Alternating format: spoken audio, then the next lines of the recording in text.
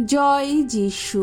প্রথম পাঠ রাজাবলীর প্রথম গ্রন্থ, ৮ অধ্যায়, ১ থেকে ৭ পদ, ৯ থেকে ১৩তম পদ। মহামন্দিরে সন্ধি মঞ্জুষাটির প্রতিষ্ঠা। একদিন রাজা সলোমন ইসরায়েল জাতির প্রবীণদের সমস্ত গোষ্ঠী প্রধানদের এবং ইসরায়েলীয়দের পিতৃকুলগুলির নেতৃজনদের তার কাছে জেরুসালেমে সমবেত হবার জন্যে ডেকে পাঠালেন। তিনি চেয়েছিলেন ভগবানের সন্ধি মঞ্জুষাটি এবার দাউদ নগরী থেকে, অর্থাৎ সিয়ন থেকে পাহাড়ের ওপরে নিয়ে আসা হোক। তাই এথানিম মাসে, অর্থাৎ সপ্তম মাসে, পর্বটির সময়ে ইসরায়েল জাতির সমস্ত লোকেরা রাজা সলোমনের কাছে সমবেত হল। ইসরায়েলের সমস্ত প্রবীণেরা এসে উপস্থিত হলে যাজকেরা মঞ্জুষাটি তুলে নিলেন। তারা ভগবানের মঞ্জুষাটি আর সেই সঙ্গে সাক্ষাতের শিবিরটি এবং শিবিরের মধ্যে যত পবিত্র জিনিসপত্র ছিল সব কিছুই পাহাড়ের ওপরে নিয়ে গেলেন। যাজকেরা ও লেবীয়রাই ওই সব কিছু পাহাড়ের ওপরে নিয়ে গেলেন। রাজা সলোমন এবং তার আশেপাশে মঞ্জুষাটির সামনে সমবেত ইসরায়েল জনমণ্ডলীর সকলেই তখন এত মেষ ও বৃষ বলি দিল যে তার হিসাব রাখা বা তা গণনা করা সম্ভব ছিল না। যাজকেরা এবার ভগবানের সন্ধি মঞ্জুষাটি নিয়ে গিয়ে রাখলেন যথাস্থানে, অর্থাৎ মন্দিরের গর্ভগৃহে, পরম পূর্ণ স্থানে।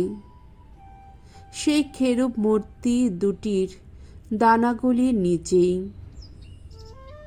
খেরুব দুটি তো মঞ্জুষার ওই জায়গাটির ওপর তাদের ডানাগুলি এমনভাবেই মেলে দাঁড়িয়েছিল যে তারা যেন ওপর থেকে মঞ্জুষা ও বহন দণ্ড দুটি আগলে রেখেছেন।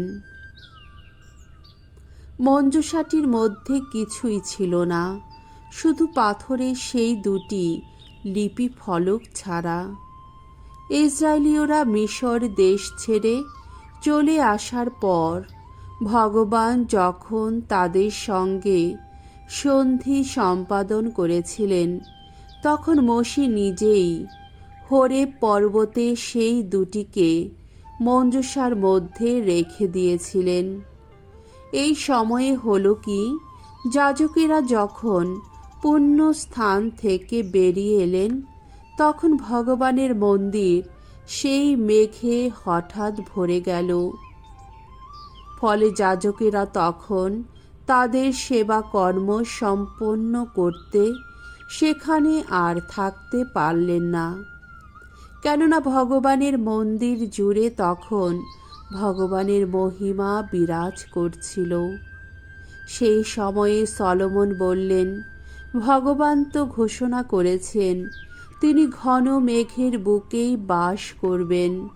ওগো, আমি তো এখানে তোমারই জন্যে দর্শনীয় একটি বাসভবন গড়ে তুলেছি।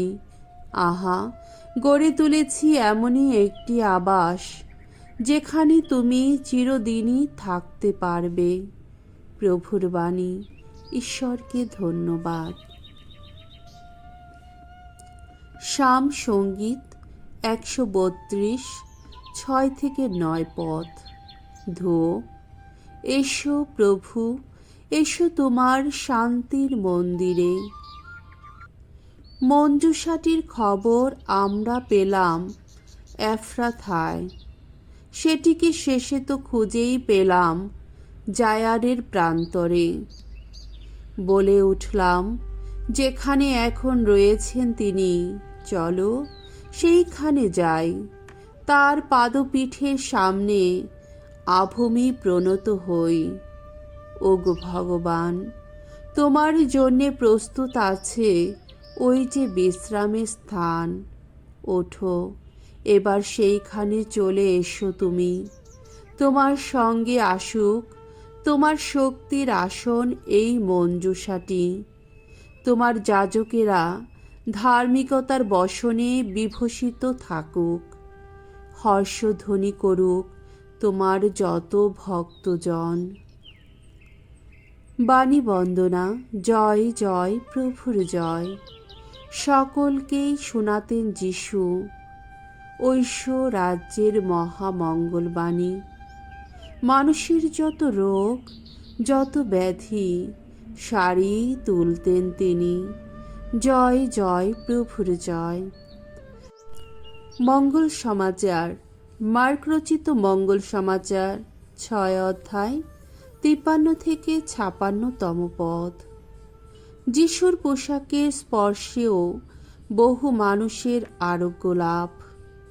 সাগর পার হয়ে যিশু ও তার শিষ্যেরা গেনেসারেত নগরের তীরে এসে ভিড়লেন। সেখানে তারা নৌকোটি বাঁধলেন। তারা নৌকো ছেড়ে নামা মাত্রই লোকেরা যিশুকে চিনতে পারল। তারা তখন আশেপাশে সারা অঞ্চলে ছুটে গেল। যেখানে যিশু আছেন বলে তারা খবর পাচ্ছিল, সেখানেই যত অসুস্থ মানুষকে বিছানায় করে নিয়ে আসতে লাগল। পল্লীতে, গ্রামে বা শহরে তিনি সেখানেই যাচ্ছিলেন। সেখানে লোকেরা যত খোলা জায়গায় রোগীদের এনে শুয়ে রাখতে লাগল। যিশুকে তারা মিনতি জানাতে লাগল রোগীরা যেন তার পোশাকের ধারটুকু স্পর্শ করতে পারে। যারা যারা তাকে স্পর্শ করত তারা সকলেই ভালো হয়ে উঠত। প্রভুর মঙ্গলময় বাণী। খ্রিস্ট প্রভু তোমার প্রশংসা হোক।